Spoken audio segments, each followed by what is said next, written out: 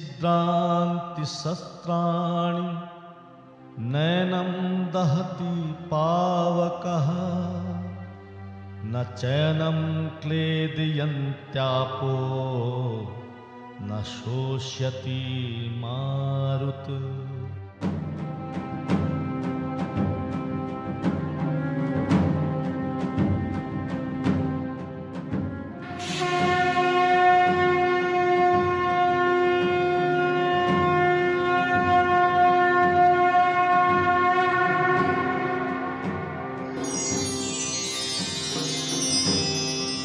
कर्मण्येवाधिकारस्ते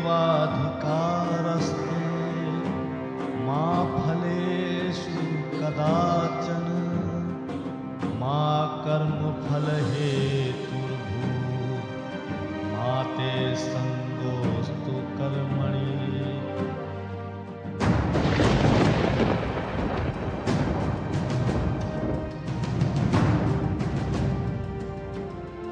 शरणागत के लिए जो कल्प वृक्ष के समान है,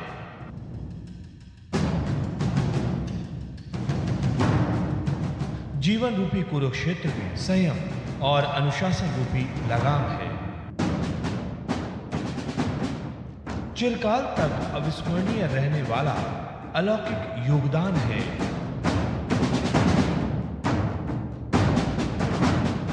मानव जीवन को ईश्वर प्रदत्त ये गीता का ज्ञान है।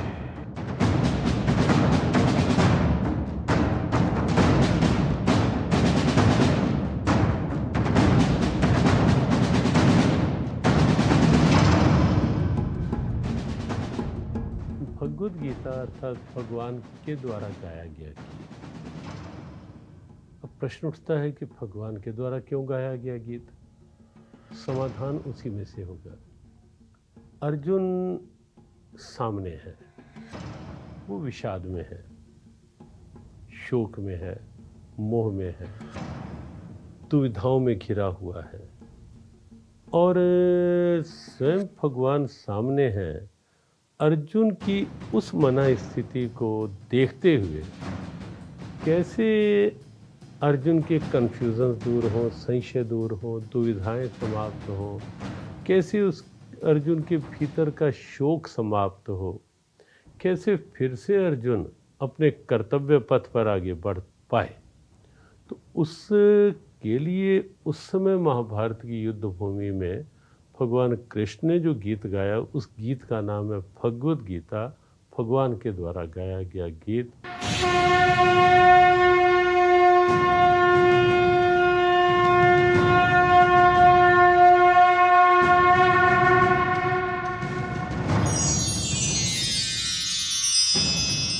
यदा यदा हि धर्मस्य ग्लानिर्भवति भारतः अभ्युत्थानम् अधर्मस्य तदात्मानं सृजाम्यहम्। अपने आप को समझना, सृष्टि को समझना और उसमें मेरी क्या भूमिका और मेरा जीवन का लक्ष्य क्या। मेरे जीवन का लक्ष्य भौतिक है या मेरे जीवन का लक्ष्य नर से नारायण बनना है। ये गीता में बड़ा स्पष्ट दिखता है। केवल मात्र ये है कि वो तो एक दर्पण है, उसमें जो कुछ जो ढूंढता है उसको वही मिल जाता है। जो जीवन जीने की सही राह दिखलाती है वो गीता है। जो इस कुरुक्षेत्र में धर्म क्या है जो उसको बताती है वो गीता है। दरअसल धार्मिक सहिष्णुता की सबसे सही और सटीक व्याख्या सबसे पहली बार अगर कोई करती है तो वो हमारी श्रीमद् भागवत गीता ही है। स्वागत है आप सभी का डीडी न्यूज पर। एक भारत श्रेष्ठ भारत के इस खास अंक में मैं हूं आपके साथ मनीष वाजपेयी। न जाने कितनी भाषाओं में हमारी इस गीता का अनुवाद हो चुका है, न जाने कितनी व्याख्याएं, कितनी टीकाएं और जाने कितने इसकी अलग अलग तरीके के अर्थ निकाले गए हैं। लेकिन भारत के मूल विचार को अपने मूल स्वरूप में ही न सिर्फ भारत में बल्कि पूरी दुनिया के सामने गीता पहुंचा रही है। यूं कह सकते हैं कि भारतीय संस्कृति की परिचायक, भारतीय संस्कृति की आधारशिला अगर कुछ है तो वो हमारी गीता ही है। और आज अपने इस खास कार्यक्रम में हम बात करेंगे गीता की, किस तरह से भारत के मूल विचार के साथ पूरे भारत को एकता के सूत्र में पिरोए हुए है, किस तरीके से उत्तर से दक्षिण और पूरब से पश्चिम हर किसी की जुबान पर, हर किसी के मन में गीता समाई हुई है।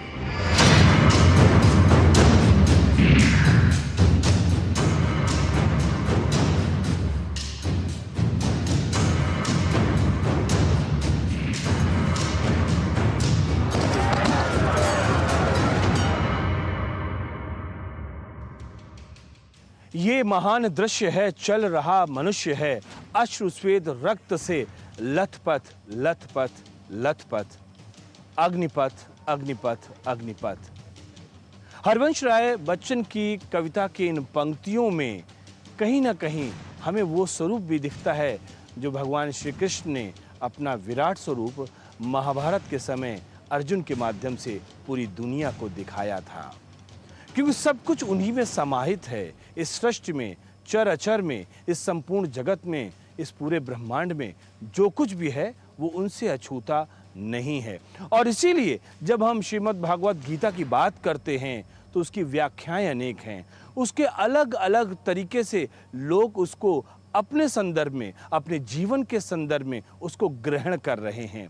और इसीलिए लगातार आज भी अनेक भाषाओं में न केवल अनुवाद हो रहा है बल्कि अलग अलग उसकी व्याख्याएं भी हो रही हैं।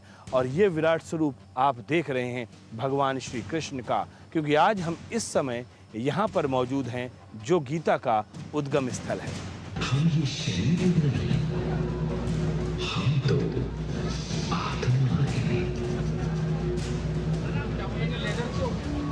न जायते म्रियते वा कदाचित्, न्यायं भूत्वा भविता वा न भूयः, अजो नित्यः शाश्वतोऽयं पुराणो, न हन्यते हन्यमानं शरीरम्।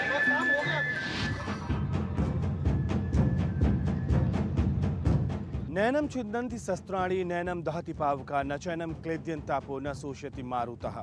गीता में भगवान श्री कृष्ण ने आत्मा की अमरता को बताते हुए अर्जुन से साफ तौर पर कहा कि आत्मा को ना तो कोई शस्त्र काट सकता है, ना कोई आग उसे जला सकती है, ना जल उसे गीला कर सकता है और ना ही वायु उसे सुखा सकती है। और जब आत्मा अजर अमर अविनाशी है तो फिर किस बात का डर, किस बात का भय।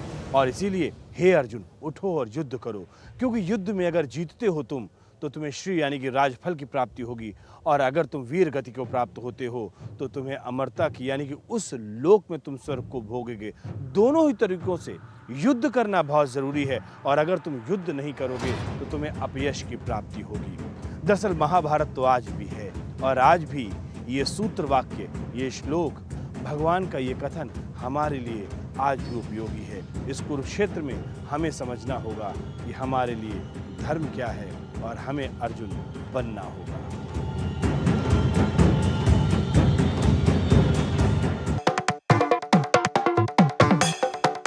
तेरी होने वाली मदर इन लॉ कुछ ज्यादा ही ट्रेडिशनल है। ट्रेडिशनल लोग ज्यादा इमोशनल होते हैं। तो भाई साहब अब कोई किसी की लाइफ में आग नहीं लगा पाएगा। समर कूल जो हर दिल करे कबूल। बात जब पीढ़ियों के लिए बनने वाले घर की हो तो जिम्मेदारी बड़ी हो जाती है। गैलेंट समझता है ये जिम्मेदारी। अब डबल एम रिब्स के साथ गैलेंट एडवांस TMT रीबार, निर्माण का रियल हीरो।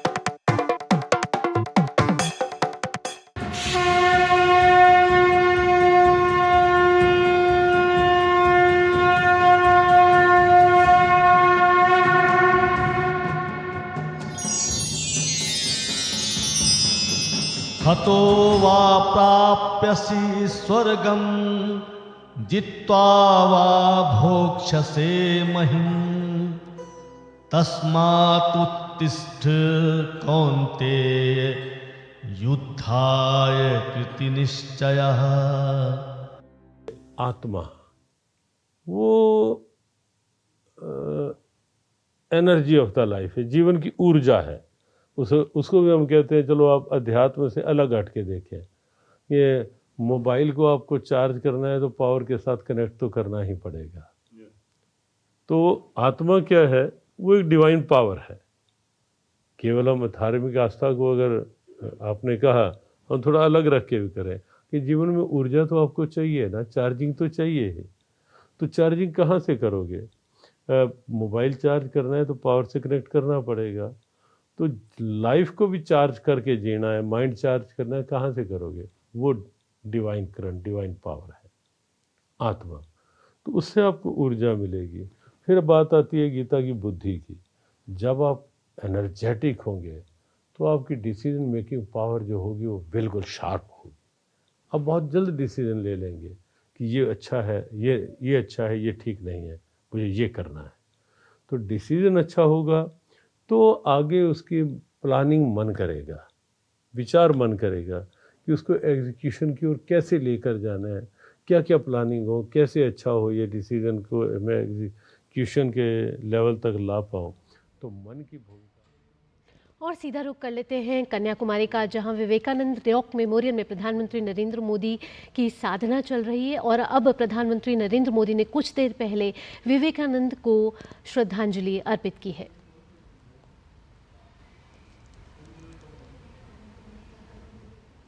आपको बता दें कि कन्याकुमारी के विवेकानंद रॉक मेमोरियल पर प्रधानमंत्री नरेंद्र मोदी की साधना का आज दूसरा दिन है, जो करीब 1:30 बजे अब पूरी हो चुकी है। इससे पहले प्रधानमंत्री ने आज सुबह सूर्य पूजा की थी और इसके बाद प्रधानमंत्री ने स्वामी विवेकानंद की प्रतिमा पर पुष्प अर्पित किए।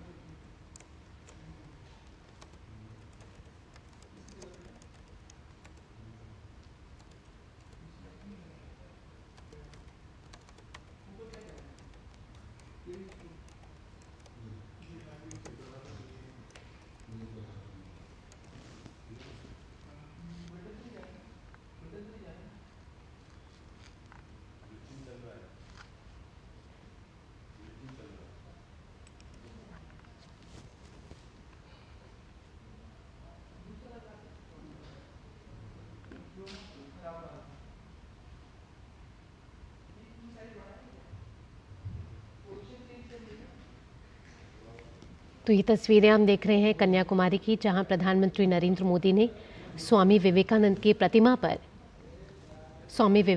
प्रतिमा पर पुष्प अर्पित किए हैं। प्रधानमंत्री नरेंद्र मोदी ने स्वामी विवेकानंद को नमन किया। आपको बता दें कि प्रधानमंत्री नरेंद्र मोदी कन्याकुमारी के विवेकानंद रॉक मेमोरियल में साधना कर रहे थे। इससे पहले प्रधानमंत्री ने सुबह की शुरुआत सूर्य पूजा के साथ की थी। ये तस्वीरें आप देख रहे हैं कन्याकुमारी से, जहां प्रधानमंत्री नरेंद्र मोदी ने स्वामी विवेकानंद की प्रतिमा पर पुष्प अर्पित किए और नमन किया। 1 2 3 4 5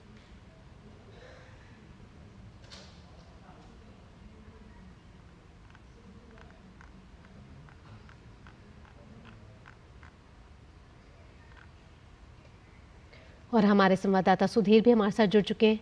सुधीर, आपसे जानना चाहेंगे कि प्रधानमंत्री नरेंद्र मोदी ने स्वामी विवेकानंद की प्रतिमा पर पुष्प अर्पित किए हैं, साथ ही साथ उन्हें नमन किया है। ताज़ा अपडेट क्या है?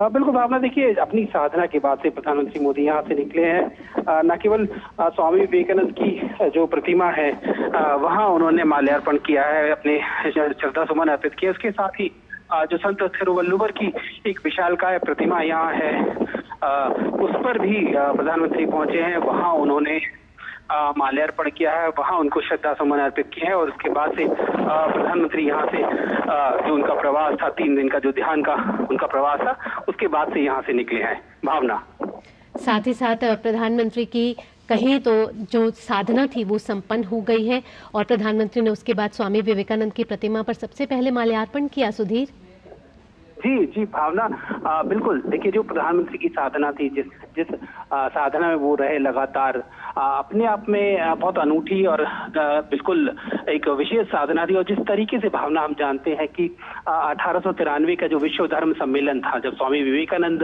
वहाँ उससे पहले ठीक इसी स्थान पर आए थे और उनके मन के अंदर जो बेचैनी थी, कैसे उनको उनका निवारण है, वो इसी स्थान पर हुआ था। यहाँ आकर उन्होंने 3 दिन तक ध्यान लगाया था, साधना की थी। और ठीक उसी तरह अगर हम देखें तो प्रधानमंत्री भी एक लंबे जो चुनाव प्रचार के बाद से ठीक यहाँ विवेकानंद रॉक पे पहुंचे, भारत का जो दक्षिणतम बिंदु है वहां पहुंचे हैं। और वहां उन्होंने 3 दिन तक जो कठोर साधना किया है, ध्यान लगाया है, किस तरीके से, जिस तरीके से लगातार भारत को लेकर वो कहते रहे हैं कि 2047 तक भारत को विकसित भारत बनाना है, किस तरीके से उसको लेकर जाना है, इसकी एक रोड मैप जो पूरे देश के सामने लगातार रखते रहे। और साधना में इन चीजों पर किस तरीके से आगे बढ़ा जाए, देश को लेकर जो समस्याएं हैं, देश को लेकर किस तरीके से उनके जो विचार हैं, उस साधना में लगातार एक 3 दिन की जो साधना, उनके अंतर मन की जो चीजें हैं, उनको लेकर उन्होंने यहाँ 3 दिन की साधना की। और उसके बाद से अभी कुछ देर पहले यहाँ से वो जो स्वामी विवेकानंद की जो प्रतिमा है यहाँ, उस पर माल्यार्पण करने के बाद उसके ठीक बराबर में संत जो तिरुवल्लुवर है, उनकी एक विशालकाय प्रतिमा है, उस पर भी उन्होंने माल्यार्पण किया है, श्रद्धा सुमन अर्पित किए हैं। और उसके बाद से यहाँ से वो निकले हैं। जी भावना। जी सुधीर, साथ ही साथ आप ये बता रहे थे कि 131 साल पहले जब स्वामी विवेकानंद यहाँ आए थे, तब भारत दर्शन करने के बाद उन्होंने गरीबों से बात करी थी, उन्होंने उनके उत्थान की बात करी थी और उसके बाद वो ध्यान लगाया था उन्होंने इसी जगह पे। और आज प्रधानमंत्री नरेंद्र मोदी ने भी यहाँ ध्यान लगाया है, कहीं ना कहीं ये एकता का संदेश भी देता है। बिल्कुल भावना, देखिए, दोनों जो अगर हम घटनाओं को देखें तो दोनों में बहुत समानता है। ठीक उस जब स्वामी विवेकानंद यहाँ पहुंचे थे तो उन्होंने पूरा भारत भ्रमण किया था। उसके बाद से जो उनके मन में विचार थे उसको लेकर वो यहाँ बैठे थे और उन्होंने 3 दिन की साधना जो यहाँ की थी, उसके बाद से उनको एक तरह से कहें कि जो बहुत उनको लाभ प्राप्त हुआ, उनके ज्ञान की। और अभी की बात अगर हम करें भावना, कि प्रधानमंत्री ने जो चुनाव के दौरान पूरे देश का भ्रमण किया, लगातार पूरे देश के विभिन्न हिस्सों में गए, वहां उन्होंने चीजों को देखा, समझा। और उसके बाद से ठीक जो आज चुनाव का जो 7वां चरण है वो समाप्त हो रहा है, ठीक उससे पहले प्रधानमंत्री भी 3 दिन की साधना के लिए यहाँ बैठे। तो कई मायनों में ये खास है, बहुत समानता है इसमें कि स्वामी विवेकानंद ने पूरे देश की समस्याओं को देखा, पूरे देश के लोगों से बातचीत की, पूरे देश को जाना। और ठीक उसी तरह से प्रधानमंत्री मोदी ने भी पूरे देश में चुनावी प्रचार के दौरान पूरे देश को समझा, जाना, पूरे देश से बातचीत की, लोगों से मिले, लोगों की समस्याओं को जाना। और खास तौर पर उन्होंने लोगों से आह्वान भी किया कि अपनी शक्ति को पहचाने, हमारे अंदर क्या खासियतें हैं वो भी पहचानी। और उसके बाद से वो यहाँ जो ध्यान साधना के लिए आए हैं, ध्यान साधना के लिए पहुंचे, वो कई मायनों में खास है। ये अपने आप में बिल्कुल साफ तौर पर दर्शाता है कि विकसित भारत के लिए, देश के लिए प्रधानमंत्री की जो दूरदृष्टि है वो किस मायने में खास है और उसको किस तरीके से बिल्कुल एक नई दिशा देनी है। ये माना जा सकता है कि किस तरीके से उसको एक नई दिशा देनी है, यहाँ से एक नया रूप निकल कर आएगा। जिस तरीके से आप बता रहे हैं कि स्वामी विवेकानंद ने इसी रॉक से विकसित भारत का विजन देखा था और आज प्रधानमंत्री नरेंद्र मोदी ने भी ऐलान किया है कि 2047 तक भारत को विकसित राष्ट्र बनाना है।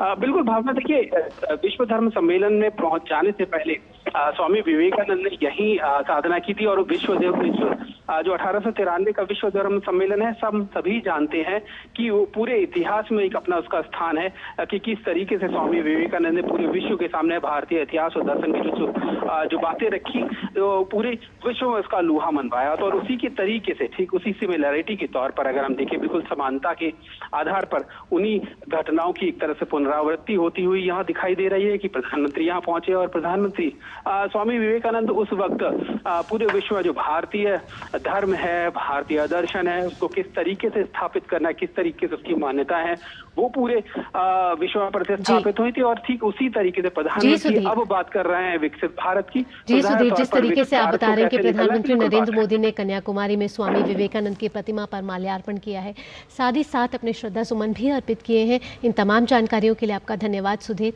और अब रुक करते हैं हमारे कार्यक्रम एक भारत श्रेष्ठ भारत का। ट्यूशन के लेवल तक ला पाओ तो मन की भूमिका वहाँ शुरू होती है। विचार करने के साथ, और उसके बाद एग्जीक्यूशन पार्ट जो है, क्रियान्वयन शक्ति जो है, वो ये बॉडी है।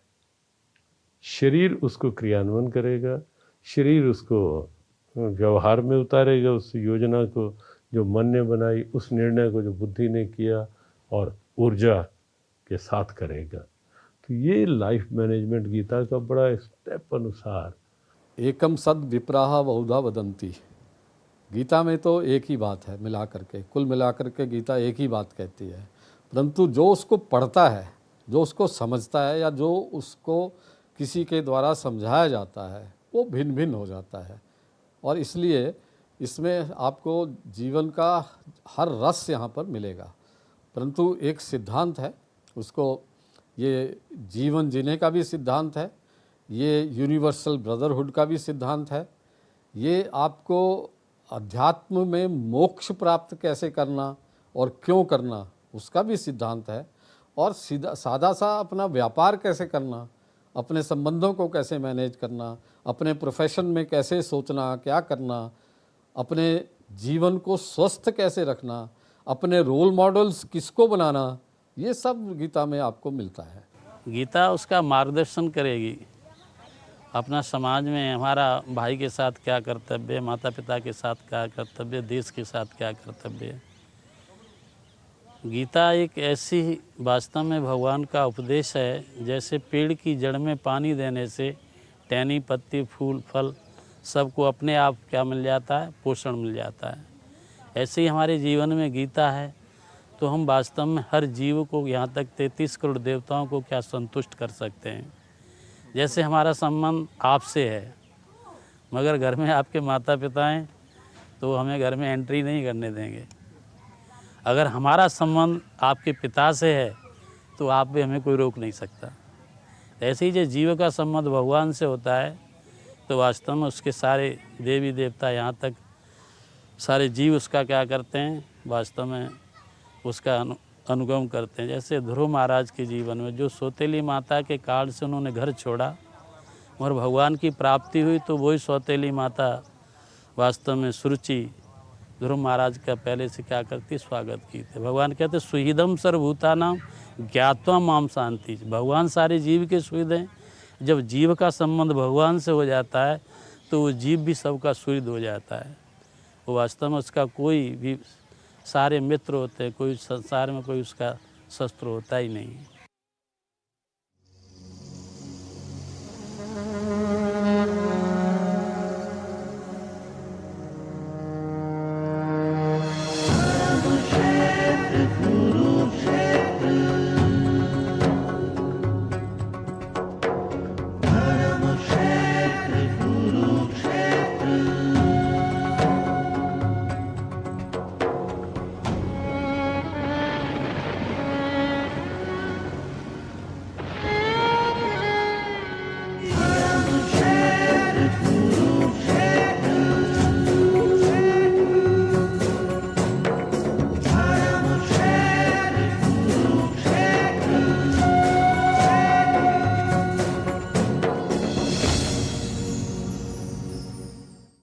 हमें लगता है कि गीता में सब के सब पक्ष हैं। जीवन की बात करें तो शरीर एक पार्ट ऑफ लाइफ है, तो शरीर कैसे स्वस्थ रहे, शरीर कैसे निरोगी रहे और शरीर कैसे सजग और सक्रिय रहे, उसके लिए गीता का कर्म योग है। अब शरीर अच्छा हो लेकिन मन कमज़ोर हो तो भी जीवन को अच्छे से नहीं जिया जा सकता। तो गीता का भक्ति योग मन की तुष्टि के लिए, मन की पुष्टि के लिए है। मनोबल मजबूत हो, मानसिक संतुष्टि में जिया जा सके, विल पावर स्ट्रांग रख के जिया जा सके, उसके लिए गीता का भक्ति योग है। उसके बाद गीता बौद्धिक स्तर के लिए भी, कि बुद्धि बिगड़े नहीं, गीता के अनुसार बुद्धि बिगड़ेगी जीवन बिगड़ेगा, तो उसके लिए गीता का ज्ञान योग है जो बताता है क्या करना है, क्या नहीं करना, क्या अच्छा है, क्या बुरा है, एक अवेयरनेस लाता है गीता का ज्ञान योग।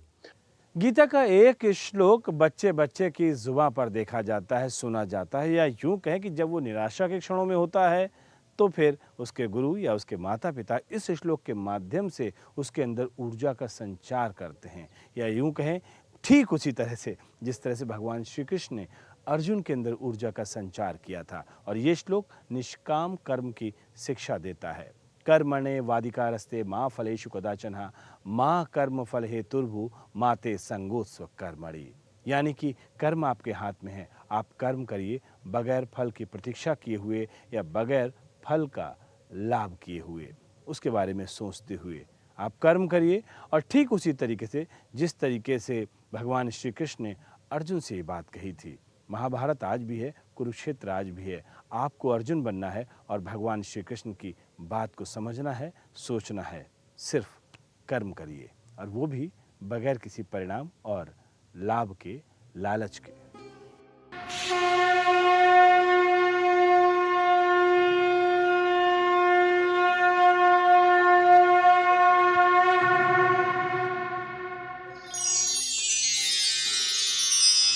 वासांसि जीर्णानि यथा विहाय नवानि गृह्णाति नरोपराणि तथा शरीराणि विहाय जीर्णान्यानि संयाति नवानि देहि।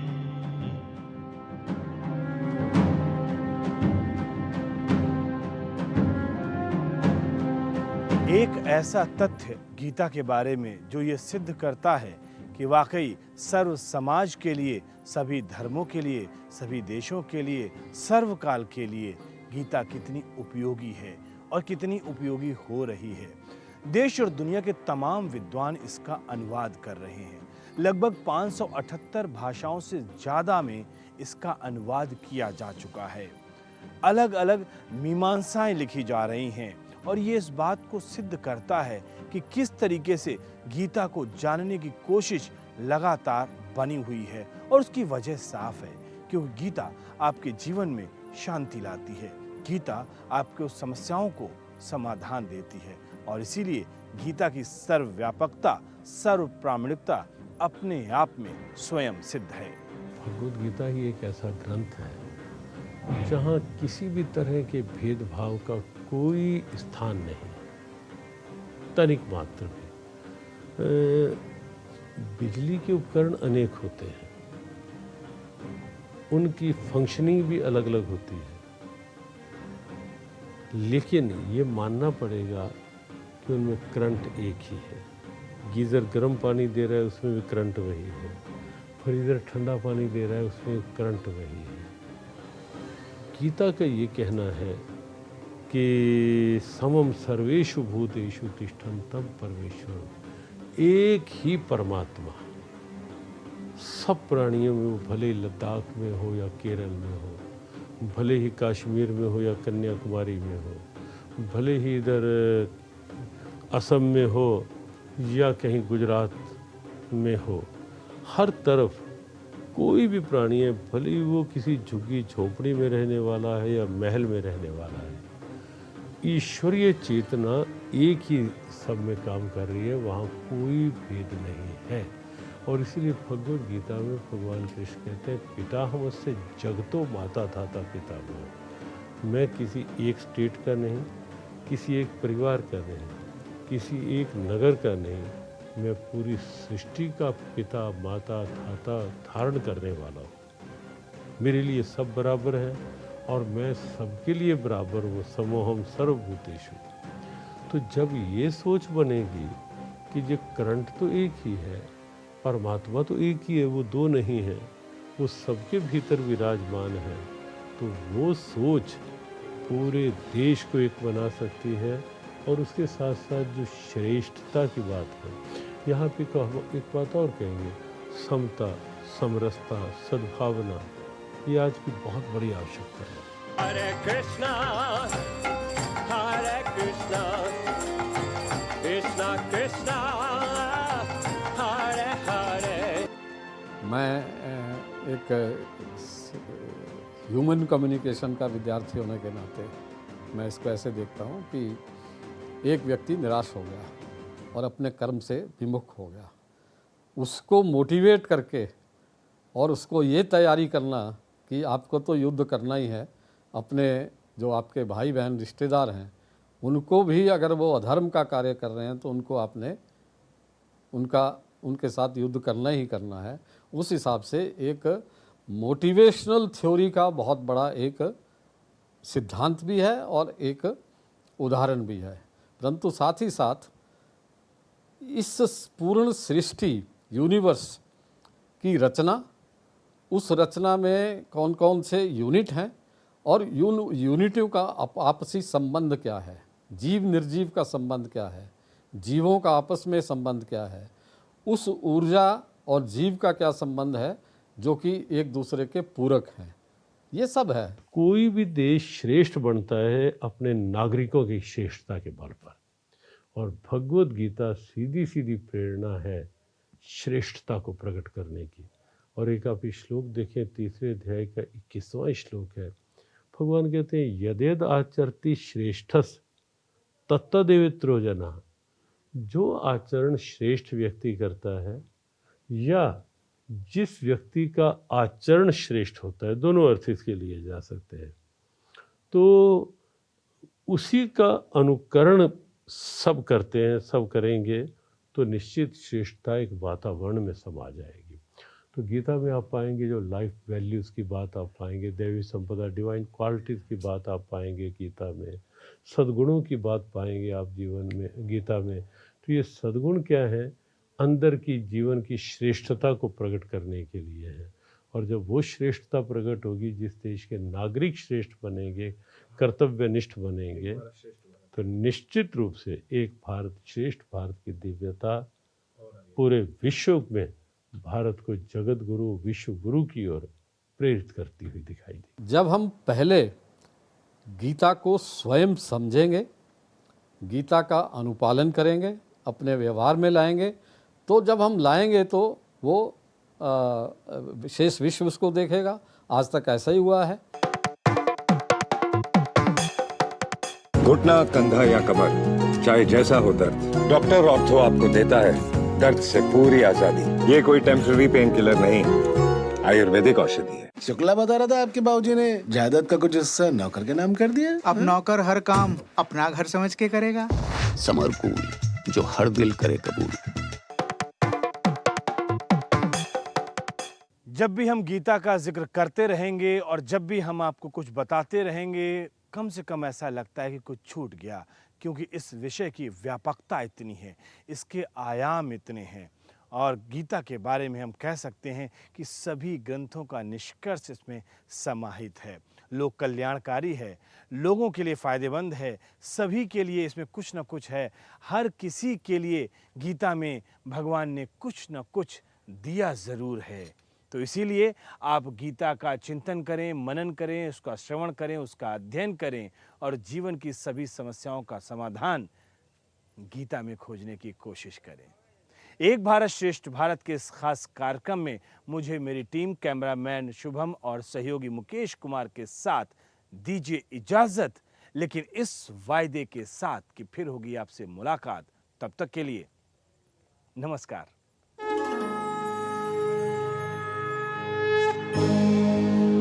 आत्मा एक शरीर से दूसरे शरीर में प्रवेश करती है। इसे शस्त्र खंडित नहीं कर सकते। अग्नि जला नहीं सकती, जल गला नहीं सकता, वायु सुखा नहीं सकती।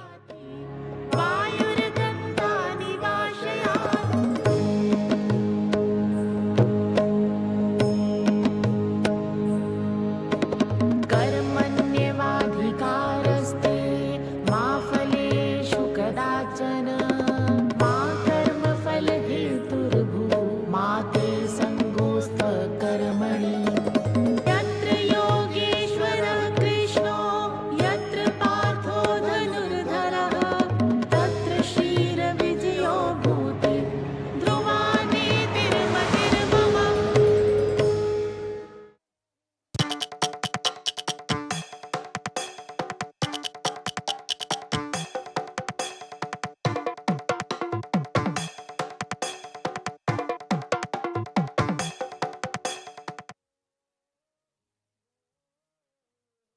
पञ्चैते पितरः स्मृताः। शौर्यं दाक्ष्यं बलं धैर्यं प्राज्ञता नयसाधनं विक्रमश्च प्रभावश्च सैन्ये रमेरन् भृशम्। अमरसिंहस्य राज्ञः अमरसिंहस्य मूर्खपुत्रान् समुद्धर्तुं विष्णुशर्मणा कश्चन अभिनवः